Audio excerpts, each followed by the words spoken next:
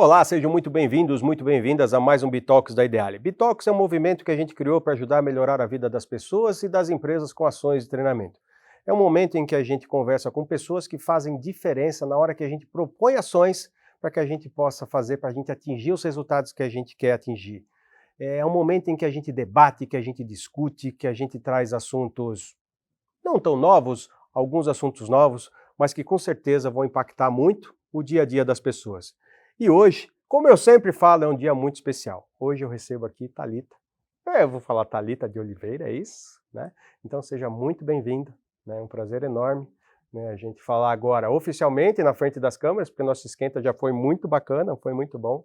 Então obrigado por você estar aqui. Eu que agradeço a oportunidade, maravilhoso estar, é maravilhoso saber que existem organizações preocupadas, né, em compartilhar conteúdos, conhecimentos que são tão importantes para o dia a dia, dentro e fora das organizações. Ah, que bom, né? Você falou uma coisa muito bacana, né, que é compartilhar. Eu recebo lá as notas, todo dia, as notas de inspiração do Simon Sinek, né? E hoje a nota que ele enviou é falar assim: ser egoísta é fácil, o difícil é compartilhar. Né? Então isso tem muito. E a nossa vida é de compartilhar, né? Nós que Uhum. trabalhamos com treinamento, com pessoas, né? Mas antes de eu falar da gente, vou falar um pouquinho de você. Me conta, como que você chegou até aqui? Né? Você está aqui porque, de alguma maneira, você mexe com pessoas.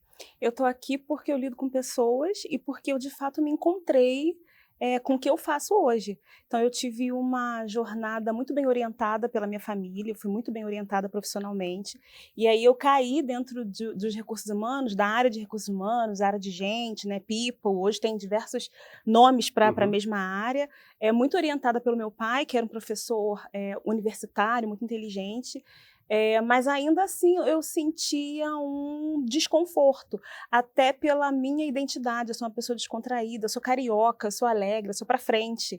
E eu tinha muita dificuldade, a gente falou isso no nosso esquenta, de ser aquela pessoa quadrada, corporativa, que as empresas de uma forma geral exigiam. Sim. E aí, trabalhando no Comitê Olímpico e Paralímpico Rio 2016, onde eu fiquei quase 4 anos, eu me encontrei com a área de diversidade e Que inclusão, legal. até pela minha identidade. Eu sou mulher, eu sou negra, eu tenho uma deficiência auditiva profunda, e aí ali, naquele ambiente corporativo, eu comecei a entender que a minha deficiência, que a minha raça, que o meu gênero e que a minha identidade, de fato, mais extrovertido, mais para frente, poderia, somar valor. E ali foi um caminho sem volta, ali eu mergulhei em diversidade e nunca mais saí. E hoje eu me dedico integralmente ali no meu dia a dia, no meu fazer profissional, à diversidade, equidade e inclusão, e é um propósito para mim, tem a ver com a minha identidade, com quem eu sou, e isso é propósito para a minha vida. Eu tento compartilhar e disseminar diversidade dentro e fora dos meus ambientes profissionais. Que maravilha. É, mas quando você estava falando, me surgiu uma dúvida. Tá? Você falou do... Você é carioca, Sou né? carioca.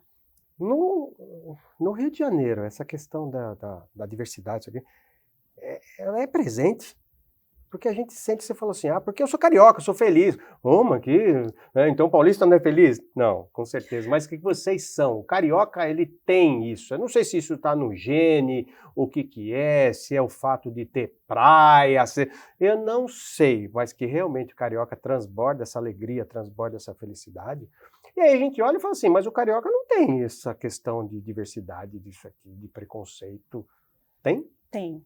Tem preconceito e o famoso viés inconsciente, que são aqueles preconceitos que estão carimbados no fundo da nossa mente e que acabam influenciando o nosso comportamento em todos os lugares do mundo. O que acontece falando de Brasil é que o Brasil é um país muito grande e cada Uhum. região tem um jeito, uma identidade diferente, e aí esses preconceitos se evidenciam de maneiras diferentes também. Então, a gente tem um tipo de discriminação no Sul, outro tipo de discriminação no Nordeste, e aí falando sobre identidade, o carioca, talvez pela incidência da praia, a gente tem o que o Brasil inteiro brinca com a gente, que é o jeitinho Uhum. carioca, né, que a gente dá jeitinho em tudo. Paulista acaba falando, vou dar uma cariocada, É, né? pois é. a gente tem ali essa coisa mais descontraída, a gente é bem descontraído, a gente tem uma energia. Eu, como uma carioca que mora há 2 anos em São Paulo, eu percebo que o carioca tem uma energia, uma coisa diferente. A minha teoria é que quanto mais para cima no Brasil, mais descontraída a pessoa é.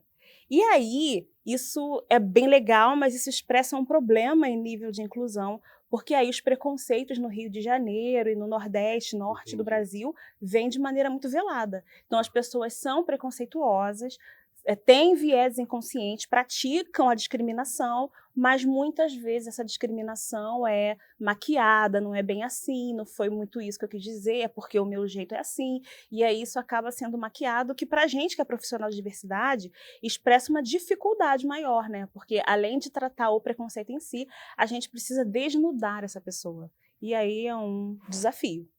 Você falou coisas, né, desse tal de... Vou querer perguntar já, o que é esse tal desse viés inconsciente aí, eu quero saber mais, né? Mas eu, na minha trajetória profissional, eu trabalhei muito no Rio de Janeiro. Eu não cheguei a morar no Rio de Janeiro, mas eu também visitava como família, porque eu tinha um tio que morava no Rio de Janeiro. Depois, quando eu casei, minha tia da minha esposa também, então a gente ia sempre para o Rio de Janeiro, para a Ilha do Governador, né? E eu trabalhei muito, fiz muitos trabalhos no dia, a gente passava a semana toda, né? E tem sempre aquela disputinha, né? Carioca, paulista, né? O cara fala assim, São Paulo trabalha muito, vocês são isso aqui. E a gente fala assim, vocês são muito relaxados, vocês são muito isso aqui e tal. Mas eu acho que no fundinho é um pouquinho de inveja de ambas as partes. Eu acho que alguns consideram até de fazer assim, pô, eu queria ter um pouquinho do teu, mas eu queria também ser um pouquinho do seu e tal. E aquele sentimento em que a gente às vezes não revela, mas que a gente tem aqui dentro, né? Fala assim, pô, eu gosto desse tipo. Então, o carioca, para mim, é um cara que sabe levar a vida, né? Que é mais solto, né? Acho que não leva em consideração tantas coisas. Às vezes o Rio hoje está um pouco judiado, né? Mas a gente olha, mas o povo é extremamente extraordinário. Carioca é algo contagiante, né? Assim como o baiano, né? Baiano, você olha assim, não, esse aí é baiano mesmo. Você bate o olho e fala assim, é baiano, né? Tá rindo do quê? É baiano, né? Porque tá aqui, aquilo, é um jeito de levar a vida, né? Eu acho, Peterson, que é a incidência do sol.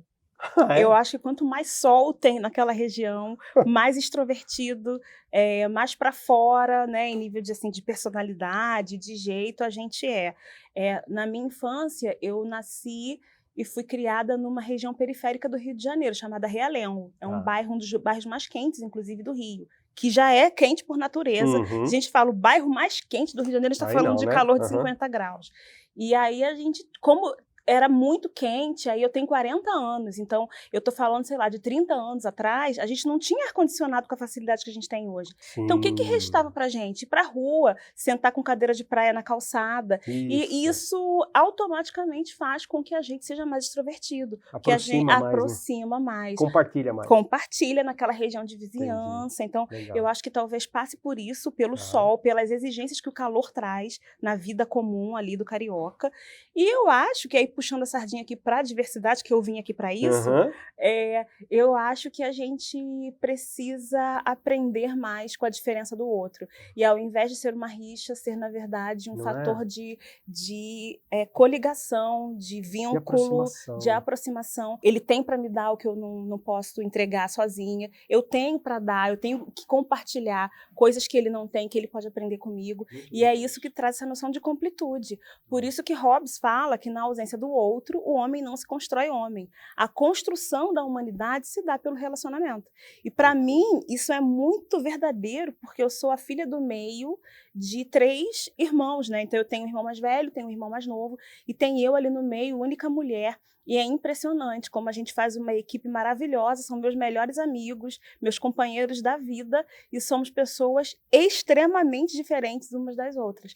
O que acontece é uma completude ali, a gente se torna um órgão só. Eu acho que é isso que falta pra gente, né? Olhar a diferença do outro e admirar, como diria Paulinho Mosca.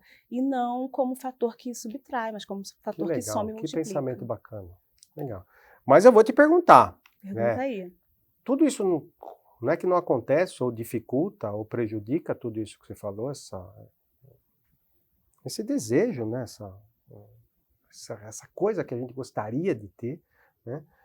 É atrapalhado pelo viés inconsciente, que é esse viés inconsciente? Os viés inconscientes, na verdade, são os grandes vilões quando o assunto é inclusão de pessoas. Antes de falar de viés inconsciente, a gente precisa dar nome aos bois.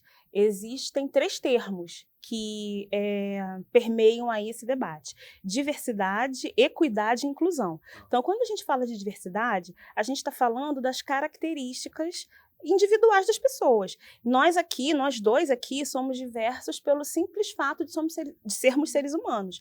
O fato de sermos humanos faz com que a gente tenha diferenças e peculiaridades. Okay. E isso, por si só, é diversidade. Okay. Logo, diversidade é o que a gente é. Inclusão tem a ver com participação.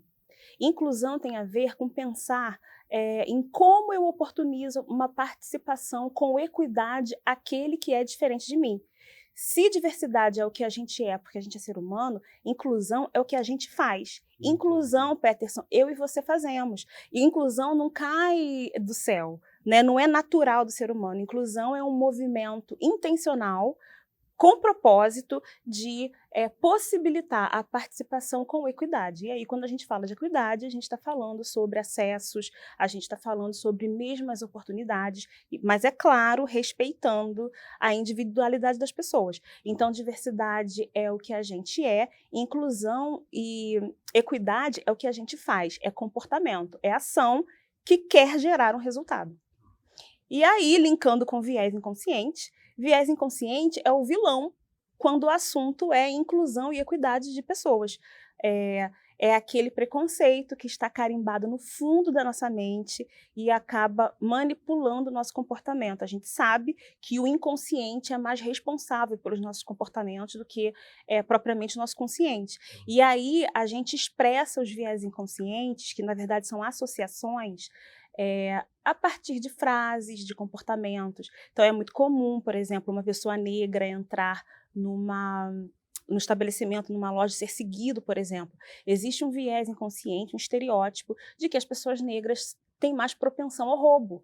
Talvez aquele segurança que seguiu aquela pessoa negra naquela loja tenha amigos negros e não exatamente cometa discriminação evidente. Entendi. Mas essa ideia, esse estereótipo de que pessoas negras roubam, está carimbado no fundo da mente, no trato social, e acaba manipulando o nosso comportamento e acaba fazendo com que a gente se discrimine, e isso é prático em todos os marcadores sociais. Então, as pessoas negras têm vieses próprios delas, as pessoas LGBT também, as pessoas com deficiência, as mulheres. Então, cada grupo que foi afastado de seus direitos e sofrem discriminação, sofrem também com a incidência dos viés inconscientes. E é sobre isso que a gente precisa falar muito, porque voluntariamente talvez as pessoas não sejam preconceituosas, mas o quanto que o que está carimbado no fundo da mente da gente, as associações que a gente faz,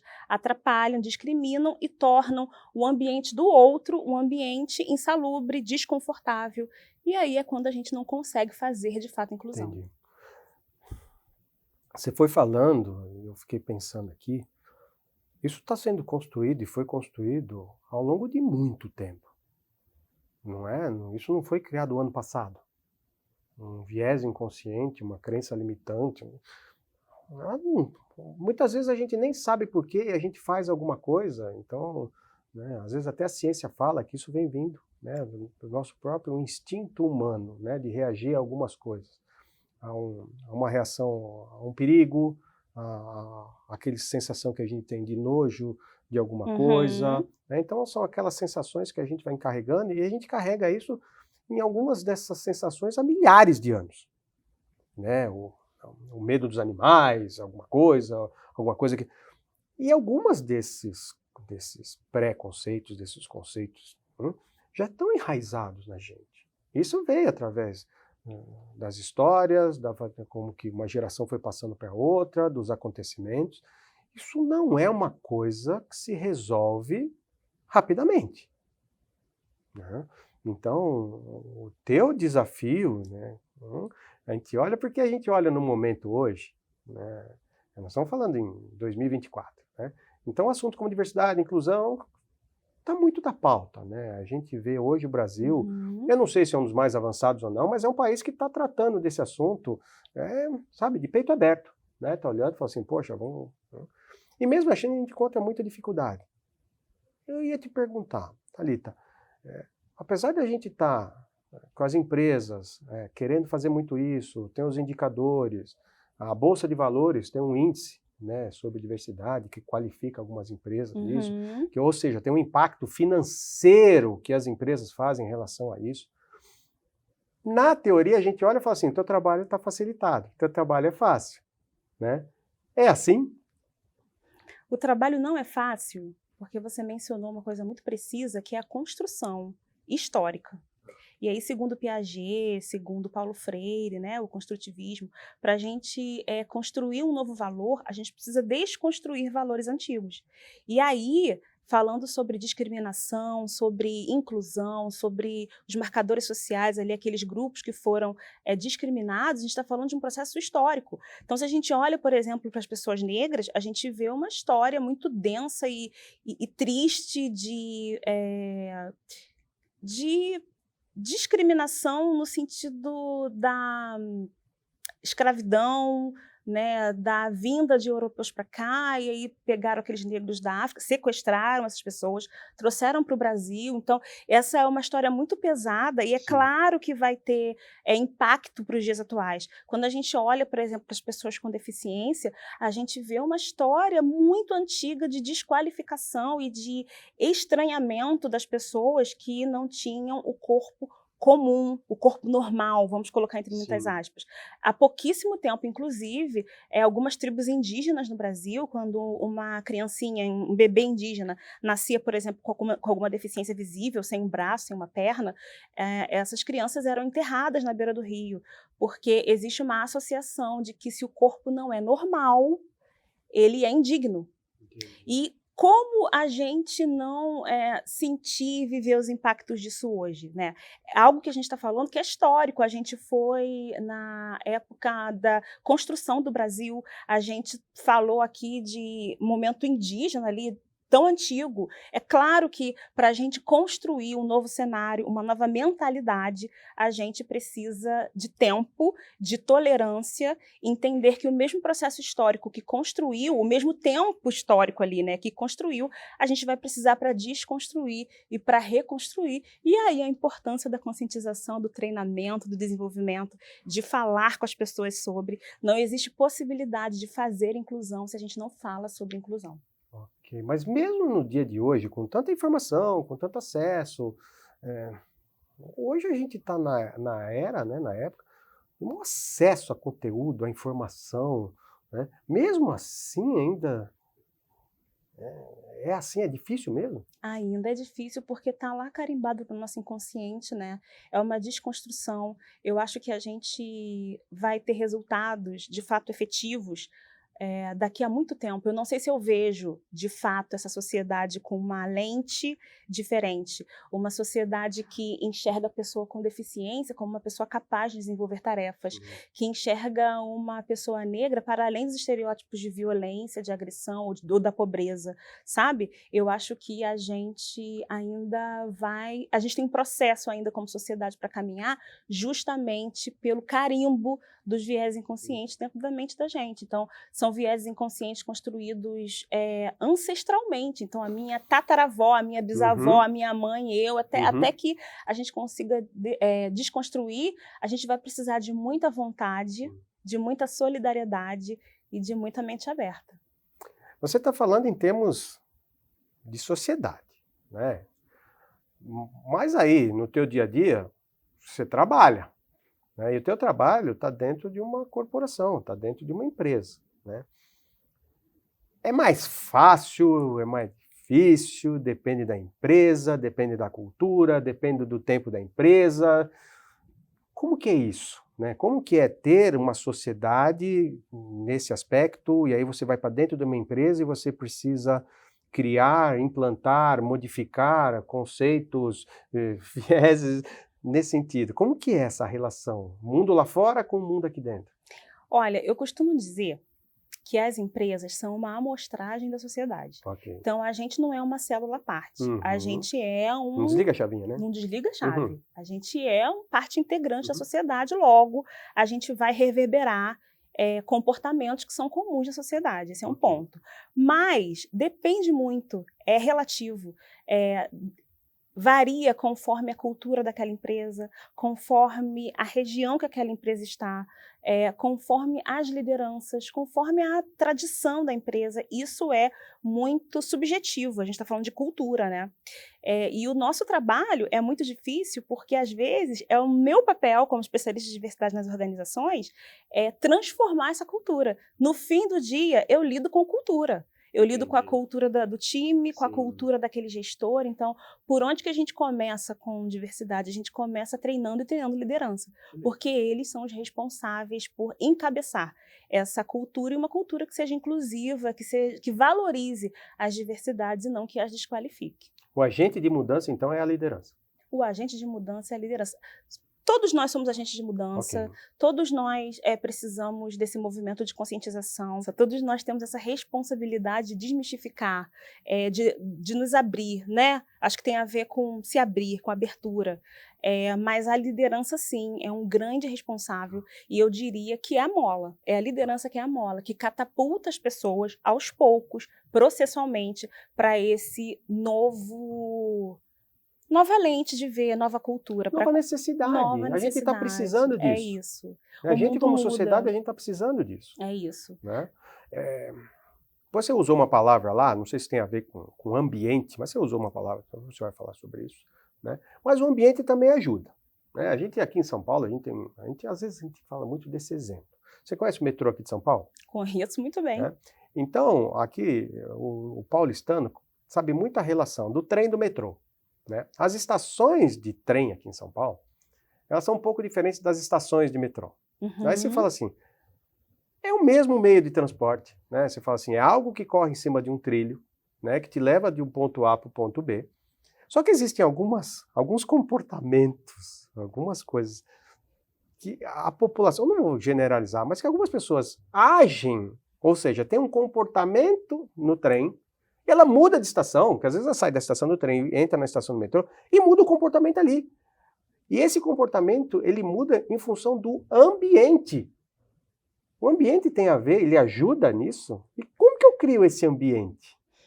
Vamos usar a analogia ali do trem do metrô. Tá. E eu vou restringir um pouco mais e vou de metrô para o metrô. Tá bom. Eu uso muito, eu moro ali na linha vermelha e eu vou muito a Paulista, então eu faço a baldeação na República. Okay.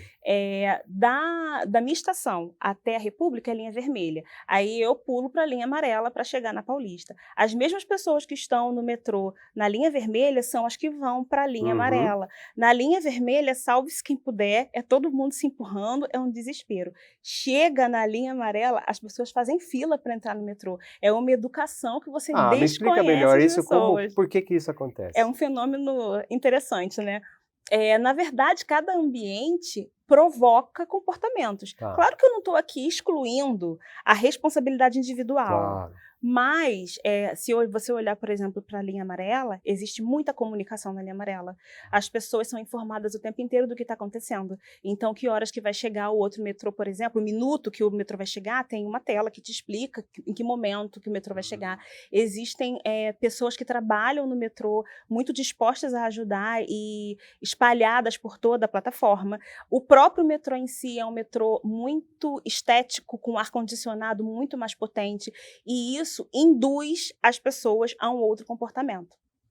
Na verdade, é mais do que indução, é uma conscientização. As pessoas já se conscientizaram que o ambiente da linha vermelha é um ambiente diferente da linha amarela. Logo, na linha amarela, eu me comporto de um jeito, na linha vermelha, eu me comporto de outro.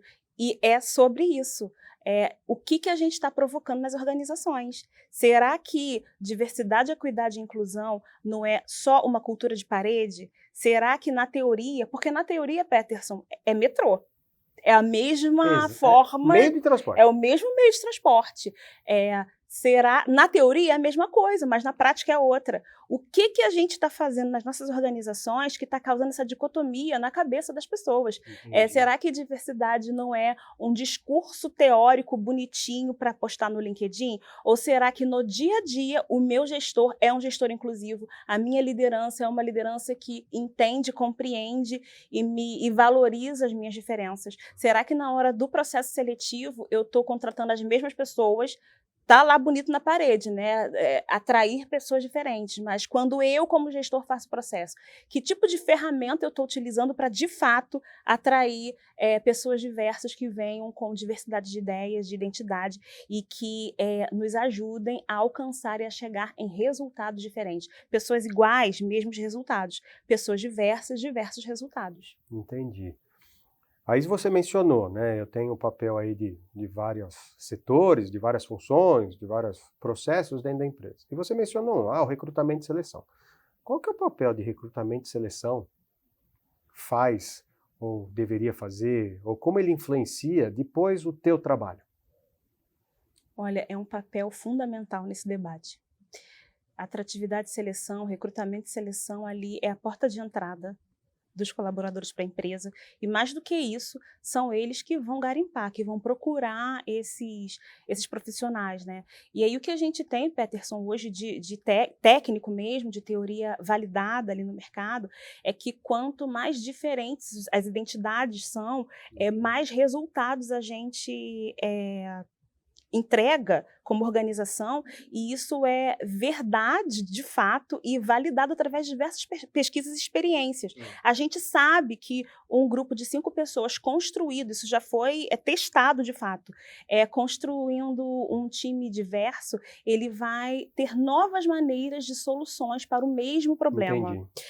E aí Aumenta a visão, né? Aumenta a visão, porque o meu ponto de vista é diferente do seu. Eu, como uma mulher negra com deficiência auditiva, tenho uma perspectiva da vida, enxergo a vida a partir de uma lente absolutamente diferente da sua. Eu tenho que contribuir com você, com a minha diversidade, você tem que contribuir comigo com a sua diversidade, né? Eu costumo dizer, e aí é um pouco piegas, mas eu digo isso, que inclusão, diversidade, esse debate todo precisa ser uma ponte, não um muro. Não, tá perfeito. E aí parte do princípio de eu olhar a sua diversidade e enxergar valor nela. É por isso que Paulinho Mosca fala assim, que as diferenças, além de serem valorizadas, elas precisam ser admiradas. Se eu consigo, e que é um grande desafio, valorizar a diversidade do outro, já é meio caminho andado.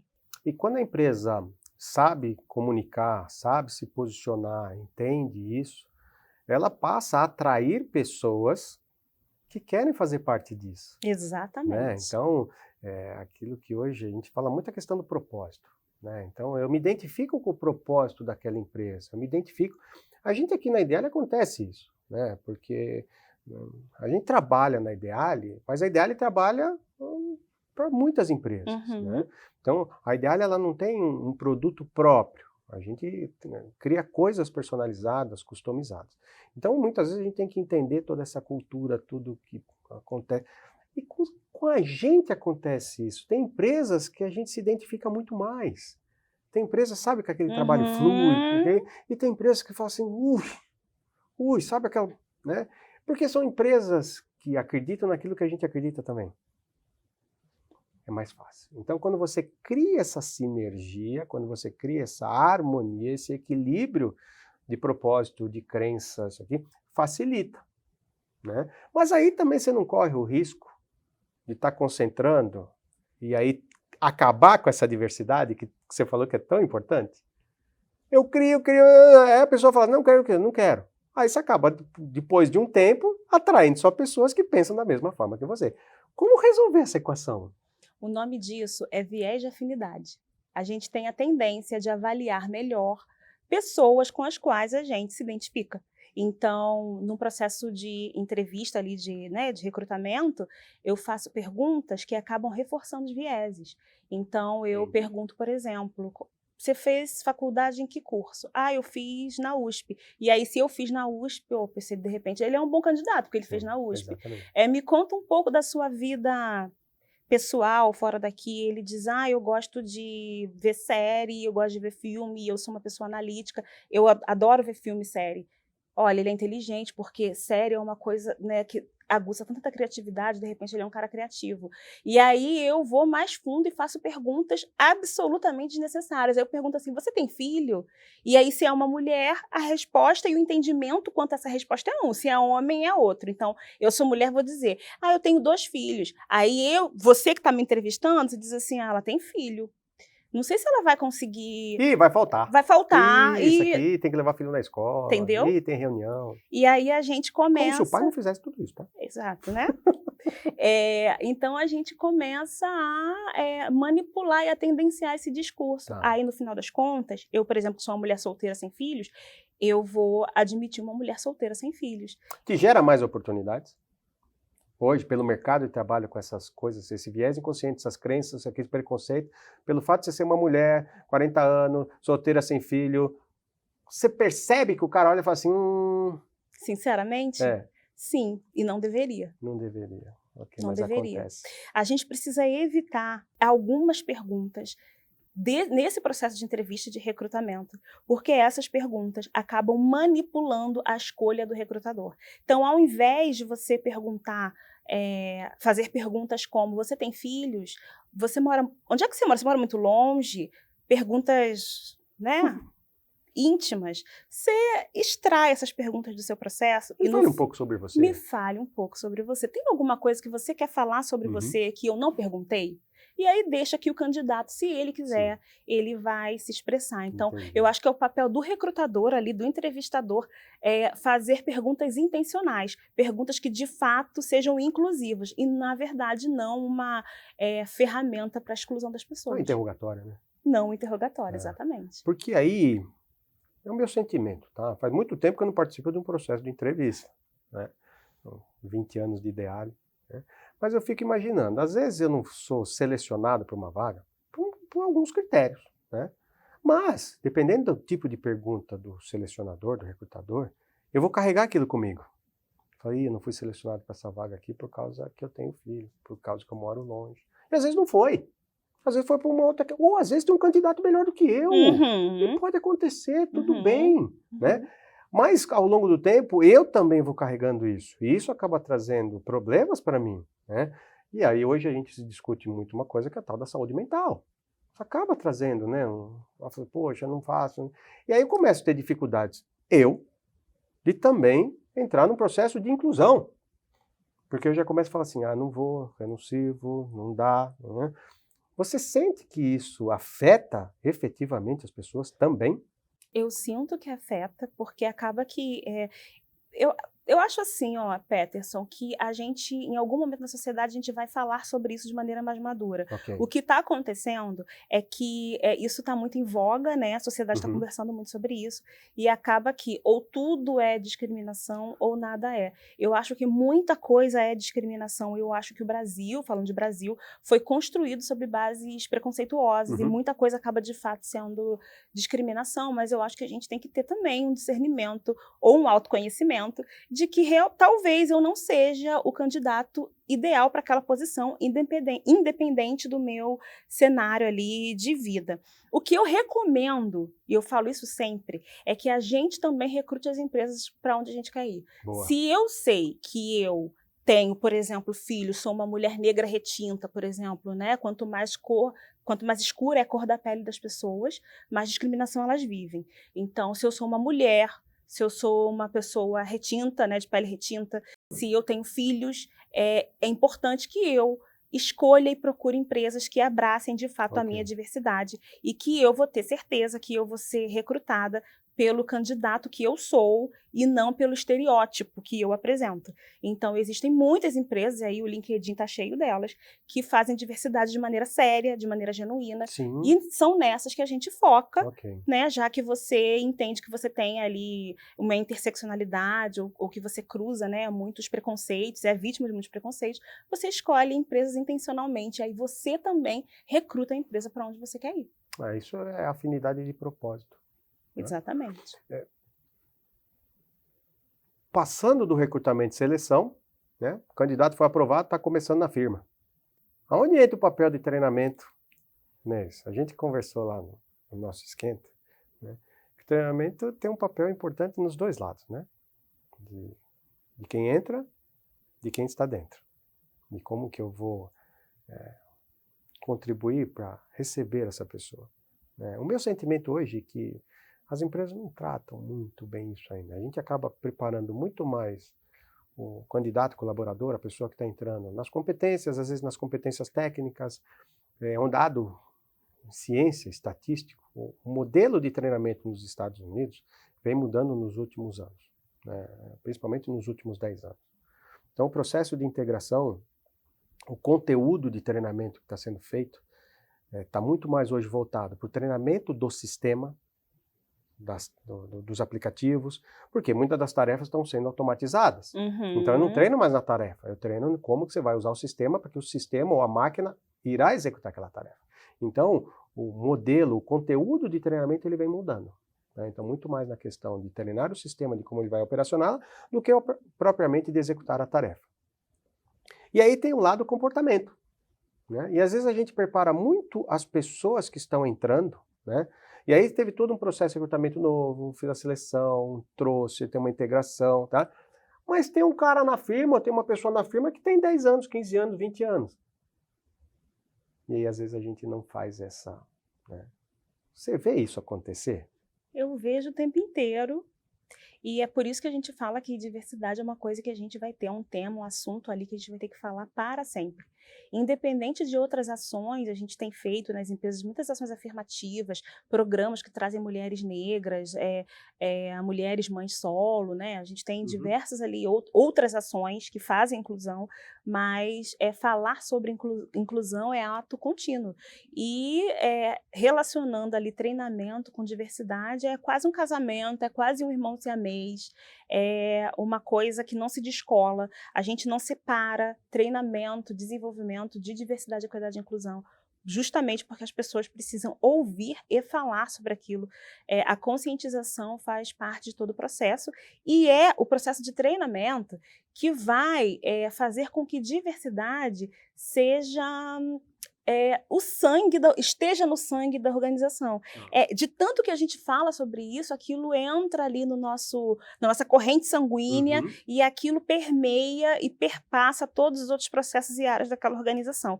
Por isso, aquele cara de 10, 15 anos de empresa vai ter a oportunidade de se encontrar com novos valores, com novos conteúdos eixos que serão oportunidades para ele rever o dia a dia e ter comportamentos mais inclusivos. Perfeito. Eu cito no meu livro que eu falo o seguinte: as pessoas não fazem aquilo que a gente acha ou aquilo que as pessoas deveriam fazer por 2 razões. Ou porque não sabem ou porque não quer. Fica imaginando, a pessoa está 10, 15, 20 anos na empresa, não necessariamente ela não quer receber uma nova pessoa, não quer participar. Ela não sabe. E muitas vezes a gente cai naquela coisa, a pessoa tem a vergonha, tem uma timidez de se expor, ou não sabe efetivamente como fazer. E aí, de novo, passa a ter um papel fundamental a questão do treinamento. Então, é da gente olhar não só quem está entrando, mas também quem está. Então, às vezes eu uso um exemplo. Você vai treinar uma equipe de comissários de bordo, comissárias de bordo. A companhia aérea, ela tem um padrão de uniforme, de cabelo, de acessório, tem um padrão, independente de quem vai ali fazer aquela função. Então você olha e fala assim, cara, você vê ali dentro da aeronave, você fala assim, existe um padrão, independente de quem está ali executando. E aí você vê que muitas companhias aéreas, você vê e fala assim, cara, é uma empresa diversa.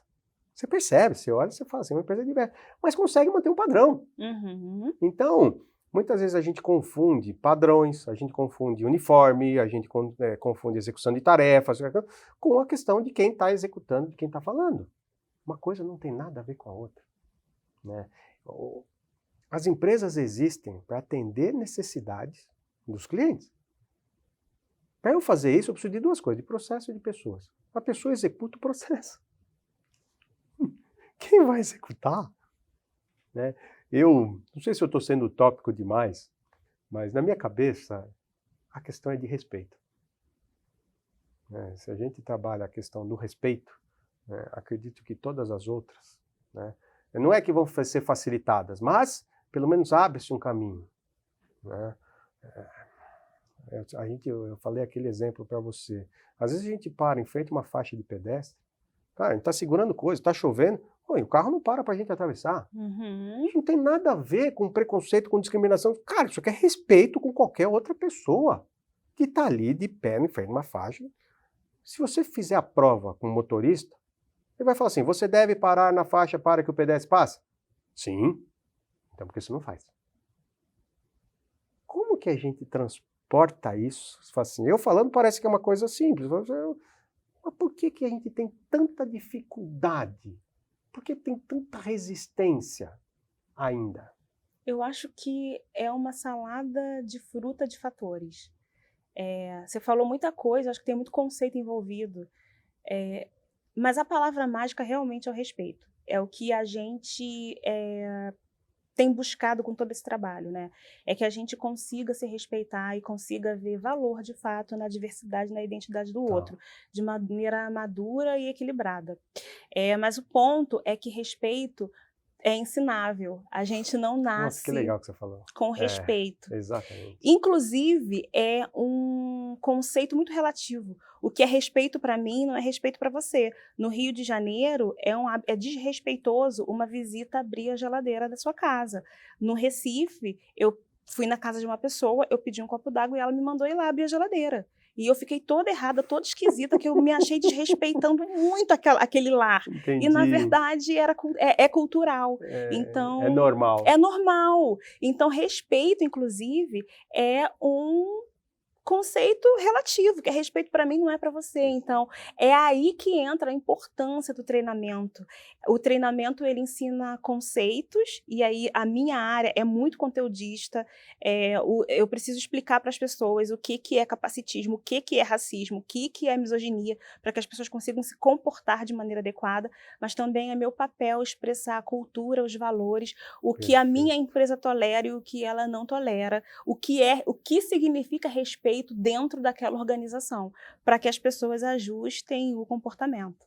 Então, é possível a gente descrever cada empresa e o que essa empresa respeita e o que deve ser respeitado dentro da empresa. É preciso descrever. Porque tem que levar em consideração a cultura, o tempo, diversidade as crenças. das pessoas. Que legal. É isso. Que bacana. E isso é equidade, né? É quando a gente adapta, isso tem a ver com o público, a gente tem que ter maturidade, a mesma maneira que eu falo para um público, eu não falo para outro, eu falo para o sul de um jeito e falo para o nordeste de outro, eu falo para a liderança de um jeito e falo para a operação de outro. O profissional de diversidade precisa ter essa malícia e esse jogo de cintura, essa versatilidade de entender o que cabe para aquele público, mas existe também a necessidade da gente ter uma maturidade para expressar o conteúdo de fato, para que o resultado seja efetivo, porque, Peterson, aquele resultado vai precisar ser gerado. O que acontece nas empresas, as críticas das pessoas, é que elas falam assim, os líderes falam muito assim, ué, mas eu vou ter que baixar a minha régua para trazer, só porque eu preciso trazer uma pessoa com deficiência, eu vou ter que baixar a régua, eu vou ter que baixar uma régua para trazer pessoas negras, eu vou ter que diminuir as exigências. Eu não posso diminuir as exigências porque o meu resultado vai precisar ser entregue. O resultado é sólido, é protocolar. Exatamente. Ele vai precisar ser entregue. O ponto é o que vem antes dele, gerenciar os meus vieses, porque talvez eu esteja trazendo um homem branco hétero, mas a mulher negra bissexual pode estar gerando os mesmos resultados que ele e eu só enxergo para o homem branco. É sobre isso, é sobre gerar oportunidade para todos e não somente para alguns. Para que tudo isso aconteça, nós de treinamento, a gente também precisa dar uma chacoalhada na gente, né? Precisa. Pô, o mundo mudou, as coisas mudaram, tudo mudou. Hoje a gente tem novas necessidades, está tudo mais complexo, novas habilidades, a gente prega e vive falando sobre isso. Mas a gente tem que olhar para a gente também. Então, alguns conceitos, algumas coisas que a gente fazia e que deram certo lá, ok, mas que a gente precisa mudar, não serve mais hoje. Eu coloco alguns exemplos. Tem alguns indicadores que a gente usava na área de treinamento. Quantidade de horas treinadas, ok, isso é um dado, mas não é mais o meu indicador. Então, quando a gente fala treinamento como uma ferramenta de inclusão, uma ferramenta estratégica, eu preciso ver aquilo que eu fiz e trouxe resultado para o negócio. Então, eu preciso saber medir dessa maneira e trazer outro indicador. Uhum. Trago um exemplo. Muitas vezes a gente fez treinamento sobre empatia. Da mesma maneira que eu falo assim, pô, respeito, a gente se treina. Empatia é um comportamento que é difícil, que nem todo mundo vai ter empatia. Você imagina que eu estou dando um treinamento na área médica e eu viro e falo o seguinte, eu imagino a dor que você sentiu, olho para a mulher. A dor do quê? De quando você teve um filho. Eu falei, impossível, cara, porque eu sou homem, eu nunca vou ter um filho, como eu vou saber que dor que você teve? Então, nunca vou ter empatia sobre isso. Né? Então, empatia é uma coisa difícil de treinar.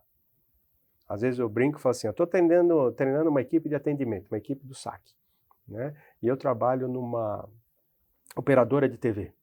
Né? E aí tem lá o pay-per-view do campeonato.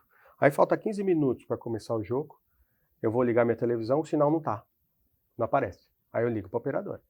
Aí me atende lá sem preconceito, mas atende lá uma moça, né, dos seus 18, 19 anos. Eu falo assim, tô aqui na minha casa, tô aqui, meus amigos estão chegando, é final do campeonato e o sinal não aparece. Ah, senhora, esse aqui é o nosso sistema. Aí eu falo assim, como que essa moça vai sentir aquilo que eu estou sentindo? Se, por exemplo, ela não gostar de futebol, ela nunca teve a experiência de ter algo, de querer assistir algo, ela nunca vai conseguir sentir aquilo que eu estou sentindo naquele momento. E isso acaba trazendo uma dificuldade na resolução de problemas, no atingimento daquela tarefa. Né? Então, nós, como área de treinamento, a gente também tem que olhar e falar assim, opa, não sou eu só que estou ditando regra, faça isso. Não, a gente tem que olhar para a gente e falar assim, o que a gente tem que mudar? O que a gente tem que fazer diferente? Aonde a gente está? Será que eu estou treinando dessa maneira e essa é a melhor maneira? Será que os indicadores, será que o conceito, Porque, na essência, o conteúdo ele é o mesmo. É isso que você falou, eu faço isso de um jeito, eu faço isso... Mas o conteúdo ele é o mesmo. A tarefa que uma pessoa tem que realizar no norte, realizar no sul, é a mesma. Só que existe um jeito de eu comunicar, existe um jeito de eu montar o meu treinamento, existe uma analogia, existe um exemplo que eu tenho que regionalizar, que eu tenho que adaptar, que eu tenho que levar em consideração a cultura, o ambiente. Isso não é uma tarefa fácil. Como você vê essa missão nossa, que a gente que trabalha com treinamento, da gente também. E aí eu vou colocar um pouco de dificuldade em tudo isso, né? É que muitas vezes a gente fala assim, não, porque a gente tem que aprender ao longo do tempo. Ok, mas nós não temos esse longo tempo. Nosso tempo é curto, a nossa cobrança dentro das companhias é extremamente imediata. Você tem que fazer o treinamento, o cara tem que sair sabendo fazendo. Que provocação que a gente tem que fazer com nós mesmos, Thalita? E um monte. E eu não tenho como falar sobre isso sem citar um pouco do conteúdo do teu livro. Obrigado. Eu acho que a gente precisa realmente focar no resultado. E a gente precisa pensar em estratégias de aprendizado que garanta que aquele participante daquele treinamento vai conseguir traduzir, transformar em ação. O que a gente quer no treinamento é que as pessoas saiam sabendo fazer alguma coisa. E aí, isso tem a ver com uma atividade talvez bem técnica, como você que foi mecânico, mas também isso atinge também a minha área. As pessoas romantizam muito diversidade e inclusão, mas diversidade e inclusão também é técnico. Não é um espírito que você aposta do seu corpo e você passa a ser inclusivo. É algo que você aprende a ser. As ações que você pratica. Ação. E aí a gente precisa pensar em conteúdos, em formatos que consigam ajudar aquele indivíduo a transformar tudo aquilo em ações tangíveis, em ações palpáveis, em, de fato, comportamento, em dia a dia. E aí isso passa, Peterson, por avaliar o público. Eu sei que eu estou sendo repetitiva falando muito sobre isso, mas isso é extremamente importante. Quem é essa empresa? Quem é esse público? Dentro dessa empresa, eu estou falando para quem? Eu estou falando para a operação? Eu estou falando para a média liderança? Eu estou falando, será que é um fórum só para mulheres? Vai ter mais homem do que mulher? Qual é a cultura da região que essa empresa está inserida? Então tem um mapeamento ali da identidade desse grupo, das pessoas, para que a minha comunicação esteja ajustada a esse público. E tem também, vamos ser bem sinceros, a gente precisa ser mais legal no treinamento. A gente é teórico, a gente fala um monte de chato, a gente fala um monte de coisa que não importa, que a pessoa não quer ouvir, que não precisa, e a gente enche aquela turma de informações, elas saem de lá, As pessoas saem de lá e pensam, eu aprendi o quê? Então, eu acho que a gente precisa começar a criar e a formar estratégias mais práticas. O que que eu preciso, e aí estou me inspirando unicamente em você aqui, estou parafraseando seu livro. Obrigado. O que que eu preciso falar para gerar essa ação e gerar esse resultado? Muitas vezes eu escuto, fala o seguinte, o cara fez treinamento e absorveu só 20%, então no próximo treinamento fala só os 20%. Exatamente, é isso aí. Se você faz treinamento, o cara está aprendendo, então ensina só os 20%, ele vai aprender 100% do treinamento. É isso aí. Né? Às vezes a gente quer colocar e a gente tem essa ansiedade, às vezes a gente tem isso. Né? A gente recebe uma demanda, a gente recebe um desafio. Precisamos preparar a equipe. Porra, a gente quer. Eu uso muito o exemplo do café, né? Fala assim, você tem que ensinar uma pessoa a fazer café. Pô, aí caiu essa missão para a área de treinamento. Aí o que vai fazer o DI, o conteudista? A história do café, o impacto do café, o café como uma planta medicinal, principais países produtores de café, tipos de torrefação, a diferença do café arábico para o colombiano, e vai ficar 2 horas.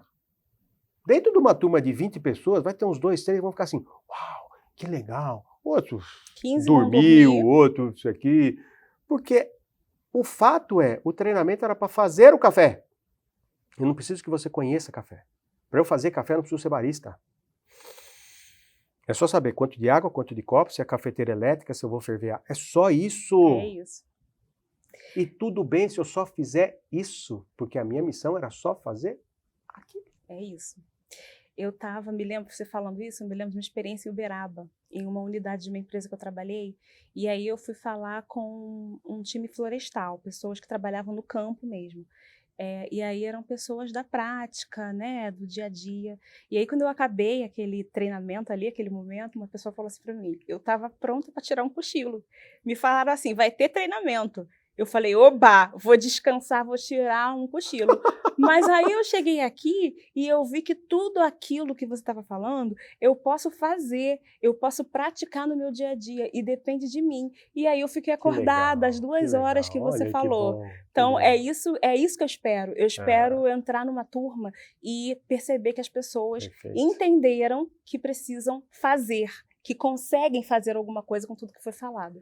Todos nós, dentro da empresa, a gente faz tarefas. A gente executa coisas. Do porteiro ao presidente.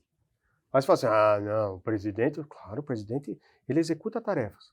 Por exemplo, tomar uma decisão é uma execução de tarefas. Como que você toma a melhor decisão? Analise isso, faça isso. Execução de tarefas. Até o presidente pode ser treinado. Simples assim. Né? Então, o treinamento, ele tem este grande objetivo, esse é o desafio. E o que eu sinto hoje, que o desafio nosso, muito mais do que preparar um bom treinamento, é olhar para as equipes de treinamento, para as pessoas que cuidam de treinamento, não é pensar diferente, não, é olhar para aquilo que a gente está fazendo, se efetivamente a gente também não tem que trazer essa evolução. Porque muitas vezes eu falo com pessoas de treinamento e falo assim, a evolução não é você pegar o treinamento presencial e transformar ele online. Está mudando só o formato. Não mudou nada. É colocar uma animação. Cara, isso é meio. É como você está trabalhando. Você identificou efetivamente o que a empresa precisa e qual a tarefa que tem que ser executada? E qual a melhor maneira dessa tarefa ser executada? E você está ensinando as pessoas certas exatamente como fazer. Aí depois o formato, se vai ser presencial à distância, se vai usar animação, se vai ser com vídeo, se vai ter locução. Eu sinto hoje muitas as pessoas, os profissionais da área de treinamento, muito mais preocupada com isso, com o formato, com isso aqui, do que efetivamente em ajudar a pessoa a fazer aquilo que a pessoa precisa. E aí, é um spoiler, tá? O meu segundo livro eu estou escrevendo, e ele fala algo nesse sentido, da incrível sensação da gente realizar uma tarefa corretamente. E aí eu trago um exemplo que é aquele 10 na prova, né? A gente tirou 10 na prova, a gente olha e fala assim, tudo bem, o cara que tira 10 na prova toda vez, ele não tem mais essa sensação. É algo comum. Banalizou. Mas a gente que é normal, a gente que é comum, que tira pô, tirar um 10, você colocava no quadro. Né? Você ficava com aquele encantamento, né? Um mês inteiro. É capaz de ter pessoas que lembram do 10 depois de 20 anos. Pô, aquela prova que eu tirei 10. Esta sensação, essa coisa de você realizar alguma coisa muito bem feita. Sabe aquele almoço de domingo que você reúne lá os amigos, leva a turma em casa e depois que acaba o almoço todo mundo fala assim, mas olha, Que delícia, hein? Que fantástico. Você fala assim, foi simplesinho, é nada, por dentro você está vibrando. Uhum. Esta sensação, o que eu quero, o que eu acredito, que isso deva ser um direito universal. Da gente ter essa sensação quando a gente trabalha, sabe? Da gente poder voltar para casa. Tudo bem, pega trânsito, o metrô tá lotado, demora às vezes para chegar em casa, tem chuva, às vezes é dia 20, o salário já acabou, mas a gente olha e fala assim, eu fiz o que deveria ter sido feito, eu fiz bem feito. E aí eu vejo que o treinamento tem um papel fundamental nessa história. Né? Como você vê essa sensação?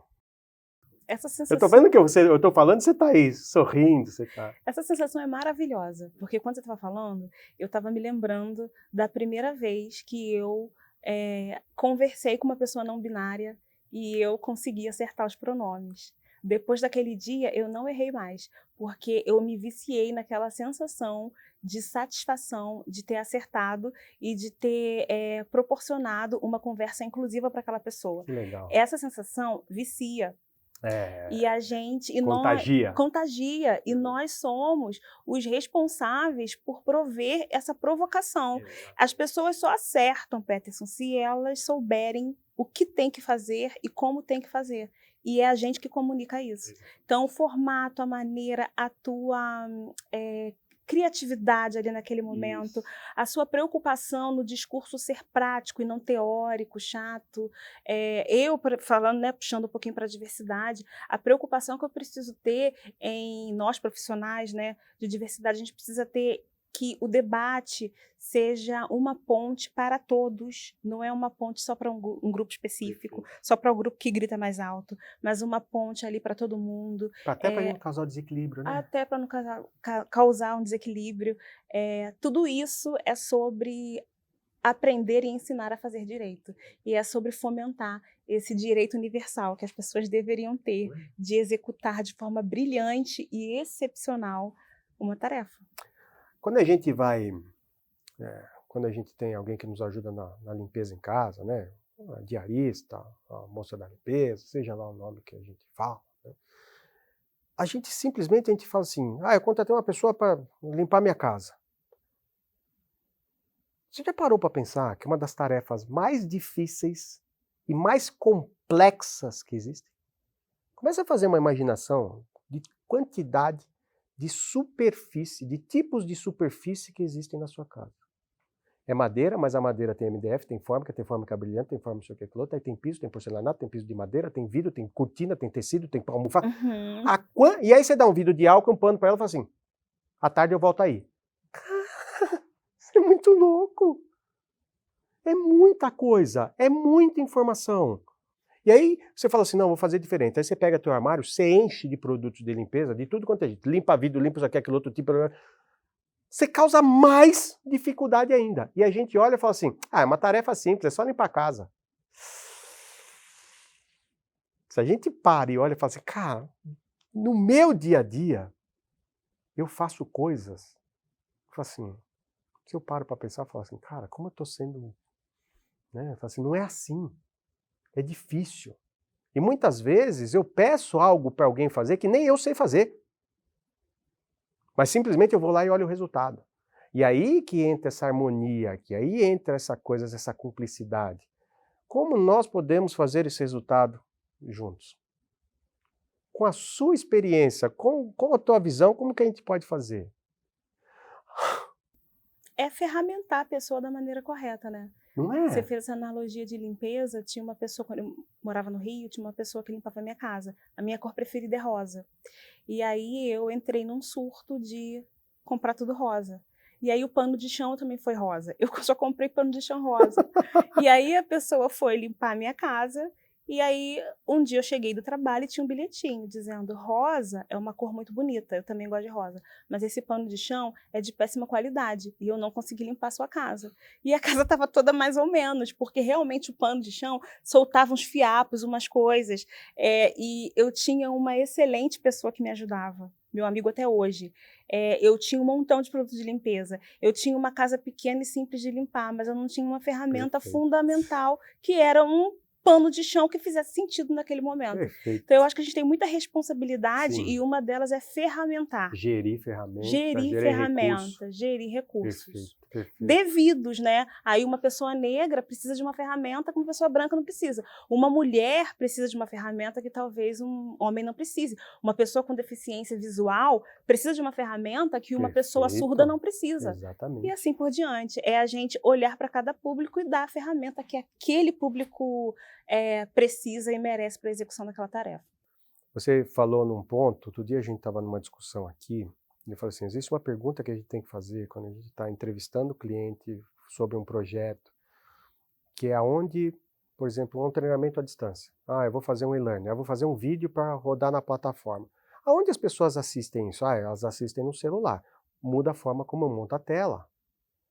Ok? Porque a quantidade de informações que eu vou colocar lá é diferente se a pessoa fosse assistir num desktop. É visual, né? O celular, a tela é menor. E aí eu quero colocar naquela tela legenda, libras, áudio. Então, o certo é, escolha o formato que você quer assistir. Com libra, não tem legenda. É com legenda, você decide, porque aquilo é feito para você. Porque senão a gente tá olhando a tela, eu coloco o libra, coloco legenda, coloco isso aqui, coloco a descrição, coloco isso aqui, aquilo outro. E aí eu olho e falo assim, cara, eu não tô conseguindo transmitir a mensagem. Eu tô querendo incluir todo mundo numa mesma, e eu não consigo. Tecnicamente, às vezes, é difícil. Né? Então a gente olha e fala assim, e aí entra o papel de treinamento. Cara, na minha plataforma, a pessoa vai se cadastrar, vai fazer seu login, então ela vai ter algumas perguntas, coloca lá, e aí eu crio, quando ela entrar lá para assistir o dela já está preparado para a necessidade dela, para a característica dela. Exatamente. Esse é o nosso papel de treinamento. E esse é o papel do profissional de diversidade, é ensinar esse gestor, essa área, esse time, que diversidade é sobre ele, não é sobre você. É a lente dele, a perspectiva dele que importa e não é a sua. Então, uma vez, numa empresa que eu trabalhava, a gente ia receber uma pessoa com deficiência e ele era usuário de cadeira de rodas, né, esse rapaz. E aí o gestor ficou nervosíssimo porque essa pessoa, esse rapaz, era um excelente candidato e, em tese, aquele ambiente não era devidamente adaptado para a deficiência dele. E aí ele veio desespero, ele estava vermelho quando ele veio falar comigo, o que eu faço? E não é adaptado. Eu falei assim, gestor, vamos chamar essa pessoa aqui, vamos fazer um tour pelo nosso andar, pelo nosso prédio, e vamos dizer o que ele precisa para a inclusão dele mesmo. A gente já estava com contato de marceneiro, um montão de contato, que a gente ia fazer uma obra faraônica, e aí quando a gente fez o tour com esse rapaz, ele pediu 2 ajustes, e a gente estava preocupado, a gente ia ter que desmontar o escritório. Então, é sobre ele. Às vezes, Peterson, nem é tão complicado, é só perguntar para ele. E às vezes, né, Thalita, é natural nosso, porque a gente não pode se sentir culpado por uma coisa que a gente quer fazer bem feita. A gente tem que se sentir responsável. Então, a nossa responsabilidade é fazer isso. Mas, às vezes, na ânsia da gente querer fazer, a gente acaba fazendo a mais, demais. E às vezes a gente tem o desejo de, eu estou fazendo isso porque eu quero ajudar, porque... Não, se atrapalha. Então, a conversa, o diálogo, ouvir... Ouvir. E você estar atento às demandas e às situações do cotidiano é muito importante para você construir o teu conteúdo de treinamento. Depois daquela experiência que eu tive do gestor ali super nervoso, porque achou que tinha que demolir o escritório e construir outro, eu falei com a minha gerente, falei, olha, a gente precisa incluir isso em treinamento. Isso está causando um desconforto nos gestores. E aí, na conversa, depois que eu tive com a gestão, foi uma pauta que entrou e que super satisfez e que fez super sentido, que as pessoas estavam nesse movimento de inclusão, estavam recebendo pessoas diversas e não sabiam né, o mínimo ali. E não é porque ela não quer. E não é porque ela não quer. E é a gente que comunica isso. Exatamente. Porque às vezes a boa vontade ela é importante, mas ela não é suficiente. Né? O esforço não garante o resultado. Não, isso aí. É isso. Né? Eu preciso ter outros componentes. Eu preciso ser esforçado, claro. Mas eu também preciso ter a ferramenta, preciso ter o recurso. Eu peço para você, me faça um café. Eu quero um café gostoso, hein? Aí eu vou tomar um café. Mas se eu te der um pó de café que não vai fazer um café, você vai fazer 50 cafés e nunca vai sair gostoso. E eu fiz do meu jeito. E você fez da maneira certa, que você foi treinando. Só que o insumo, só que o recurso nunca vai te dar um café gostoso. Ou então, não de acordo com aquilo que eu considero ser gostoso. É isso, eu acho que tem a ver com competência, que é outro termo super relativo. O que é competência numa organização não é em outra. Eu preciso comunicar o que é competência, o que é respeito, o que é, né, um monte de coisa naquela amostragem, naquela organização, Perfeito. naquele cenário. Então, o nosso papel é muito importante, é crucial, assim, sabe? Falando sobre tudo, inclusive sobre a inclusão de pessoas. É como eu comunico, é o estudo do público, é o quanto aquilo é prático e realmente factível, Uhum. é Possível. possível, é um monte de coisa, né? É o quanto que eu ferramento aquele grupo. A gente tem uma responsabilidade muito grande e de tornar o treinamento um ambiente legal, um momento Uhum. agradável, um momento que eu entro de um jeito e eu saio de outro. Eu entro sabendo fazer uma coisa e eu saio sabendo fazer duas. Precisa ser um Que momento legal. fértil e não só É. técnico, Tô vindo aqui porque me burocrático. mandaram. É isso aí. Vai ter coffee break? Tem brinde? É A isso. gente tem que tirar essas coisas, né? Eliminar essas Tem. coisas, né? É isso. O treinamento ele tem que ser algo desejável. É isso aí. A pessoa tem que brigar para ir no treinamento. E hoje a gente não tem isso. É lógico, tem algumas coisas, alguns vícios, algumas crenças, né, alguns vieses inconscientes. Eu comentei isso contigo lá, um pensamento, né, que eu tenho. Eu falo assim, nós brasileiros batemos no peito e falamos assim, a gente não lê manual, a gente não precisa ler manual de instrução. Talvez seja por isso que a gente e que a gente tenha necessidade de tantas coisas, talvez seja por isso. Uhum. Então, o hábito de ler, o hábito de estudar, o hábito de querer conhecer mais, o hábito de querer se desenvolver, são coisas extremamente importantes. E é incrível que você pergunta para um pai, para uma mãe, o que você mais deseja para o seu filho? Eu quero que ele consiga estudar, eu quero que isso aqui, eu quero... Então, fala assim, esse sentimento existe, esse desejo, e depois, ao longo do tempo, ele vai se perdendo. E as empresas, mais do que uma missão, mais aqui, têm a obrigação de fazer isso. Porque as empresas contratam as Uhum. pessoas para que a empresa entregue algo para o cliente dela. E são as pessoas que vão fazer. Então não é missão, não, cara, não tem nada nobre.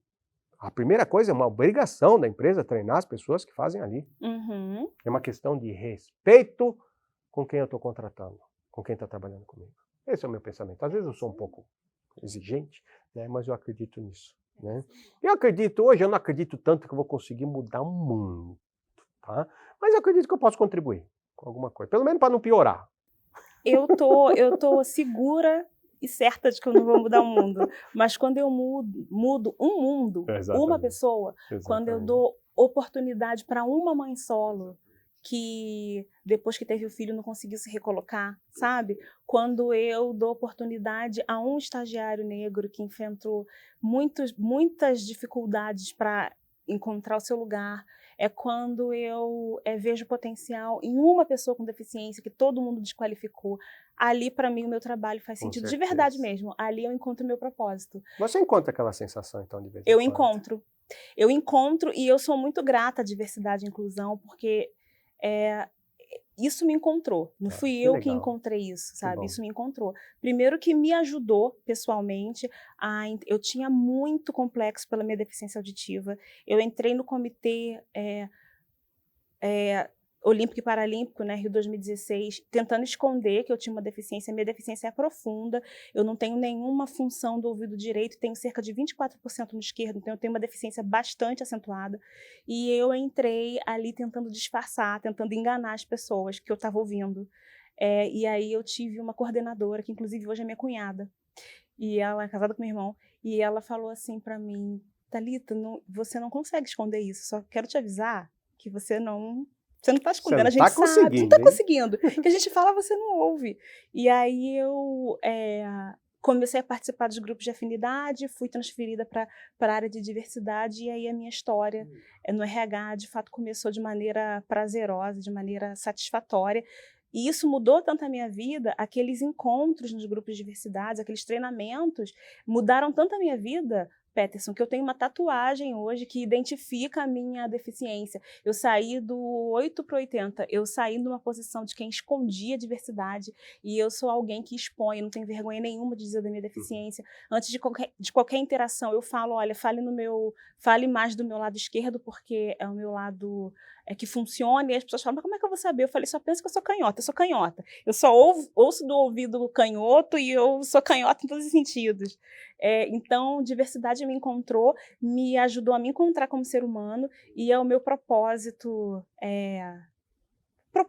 tentar proporcionar isso para as pessoas. E o treinamento é elemento fundamental nisso tudo. Com certeza. O Simon Sinek, ele fala que propósito não se cria, propósito descobre-se.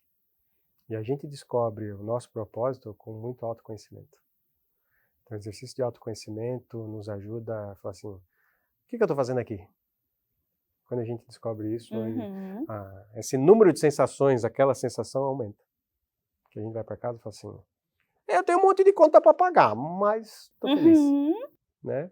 E tem algumas coisas que eu escutei outro dia, não sei se foi numa rede social, me mandaram um vídeo, eu achei muito legal, falou assim, que gente feliz não enche o saco. Né? Então eu falei, então vamos ser felizes, pelo menos eu vou parar de encher o saco de algumas pessoas. É isso aí. Eu ficaria aqui uns 2 dias conversando com você, né? E com certeza a gente vai promover mais discussões, né? Eu te falei do sonho que eu tinha de criar um movimento como esse, de começar a ter um debate como esse.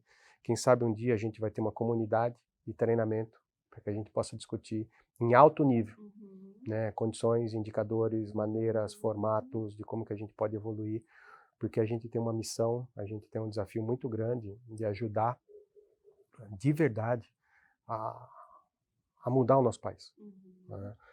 Dificilmente, ou a chance que a gente tem é quase zero, de mudar a condição socioeconômica, cultural, educacional dos nossos jovens. Né? Então, quando um jovem tem lá seus 14, 15, 16 anos, a gente tem uma dificuldade hoje muito grande do primeiro emprego, né? Por causa da automação de tarefas, as empresas que davam primeiro emprego diminuíram demais isso. Né? Então, que mundo que a gente vai preparar para esses jovens? O treinamento, sim, é uma grande ferramenta de inclusão. Eu venho falando isso muito, né? Mas depende muito mais da gente, como treinamento, da gente ocupar nosso espaço, da gente brigar por coisas que são efetivamente de valor, deixar algumas coisas que a gente não leva mais nada. Às vezes eu falo o seguinte, cara, ao invés de você gastar uma fortuna num programa de treinamento só para ele ficar bonito, treine mais. Se você tem a oportunidade, treine mais. Às vezes você está com uma quantidade de carga cognitiva tão grande, cara, diminui isso, fatia isso e treina mais. Né? Então, essa é a nossa missão. A gente tem que olhar e falar assim, cara, como é que eu vou... E sempre no olhar da pessoa. Do outro. Não o meu. É deixar um pouquinho o ego, um pouquinho isso aqui. Às vezes é involuntário. Às vezes a gente tem a ânsia de querer ensinar e passar tudo aquilo que a gente sabe para outra pessoa. A gente fala assim, não é necessário, ou talvez não nesse momento. Faça aquilo que tem que ser feito naquele momento. Então, eu queria te agradecer demais e aí falar o seguinte, quer deixar uma mensagem? Eu quero. Eu quero deixar uma mensagem para você que é profissional de diversidade e que executa treinamento no seu dia a dia. Seja legal com as pessoas, entenda que o outro também está no momento de desconstrução, de reconstrução, de aprendizado. Seja solidário ao processo do outro, é importante isso. Acho que a gente, às vezes, sobe num degrau e dita regra e diz como tem que ser, fale isso, não fale aquilo. Todo mundo está no processo, você também. Então, seja legal com as pessoas, seja generoso com as pessoas e seja uma pessoa aliada, né? Eu acho que é importante, você não precisa entender a realidade do outro para ser aliado, para se juntar, para defender. Então, seja legal e seja aliado. Muito bom. Muito obrigada. Quero te agradecer. Foi ótimo, maravilhoso. Foi ótimo. Obrigada. Né? Vamos lá. Pessoal, espero que vocês tenham curtido, né? E tem um monte de coisa aí que vocês têm que fazer. Primeiro, divulga a gente, ajuda a impulsionar esse movimento Bitalks. Tragam sugestões, tragam críticas, tragam elogios, curtam a gente, divulguem isso e ajude a gente a impulsionar esse incrível movimento que a gente quer de ajudar a melhorar a vida das pessoas e das empresas com aquilo que a gente faz. Obrigado e até o próximo.